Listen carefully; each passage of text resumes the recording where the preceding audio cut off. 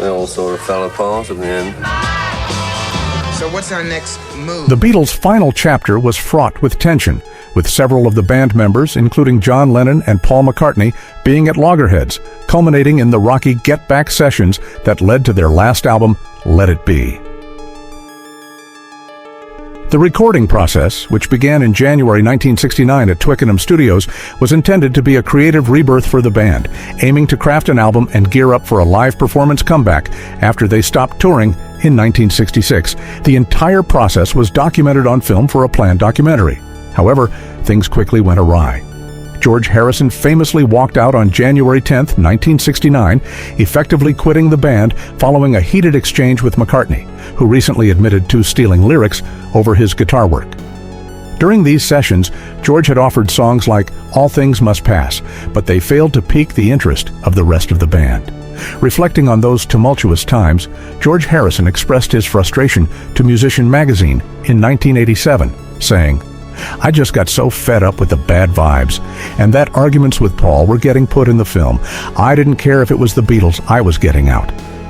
Harrison wasn't exactly thrilled when he rejoined the Beatles on January 15th, under the conditions of moving back to Apple Studios from Twickenham and ditching the live performances. This period marked a tumultuous chapter for the Fab Four, with Lennon later asking for a divorce from the band that same year, leading up to their official breakup in 1970, reports the Liverpool Echo. The very day George stepped away from the Beatles, he penned Wah Wah, a tune that encapsulated the contentious atmosphere of the group's latter years. The song was included on his 1970 solo record, All Things Must Pass. Regarding Wah Wah, George explained in The Beatles Anthology, "They were filming us having a row. It never came to blows, but I thought, what's the point of this? I'm quite capable of being relatively happy on my own, but I'm not able to be happy in this situation. I'm getting out of here." Everybody had gone through that.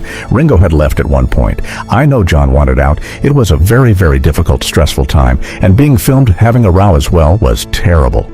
I got up and I thought, I'm not doing this anymore. I'm out of here. So I got my guitar and went home, and that afternoon I wrote Wah Wah. It became stifling, so that although this new album was supposed to break away from that type of recording, we were going back to playing live, it was still very much that kind of situation where he already had in his mind what he wanted. Paul wanted nobody to play on his songs until he decided how it should go. For me, it was like, what am I doing here? This is painful. Then, superimposed on top of that, was Yoko, and there were negative vibes at that time. John and Yoko were out on a limb. I don't think he wanted much to be hanging out with us, and I think Yoko was pushing him out of the band, inasmuch as she didn't want him hanging out with us. The track Wah Wah was recorded through several sessions in 1970 before its release on Harrison's All Things Must Pass in November that year. Critics have lavished the song and the album with praise for showcasing George stepping into his own artistic independence, breaking free from the Beatles. Biographer Elliot Huntley hailed it as one of the outstanding tracks in George's impressive catalog. Meanwhile, Simon Leng critiqued Wah Wah for trashing the roseate memory of the Beatles, adding, "It's a song of anger and alienation, redolent of betrayal and hostility. To that extent, it's a good time number to rival Delaney and Bonnie with a heart of pure stone."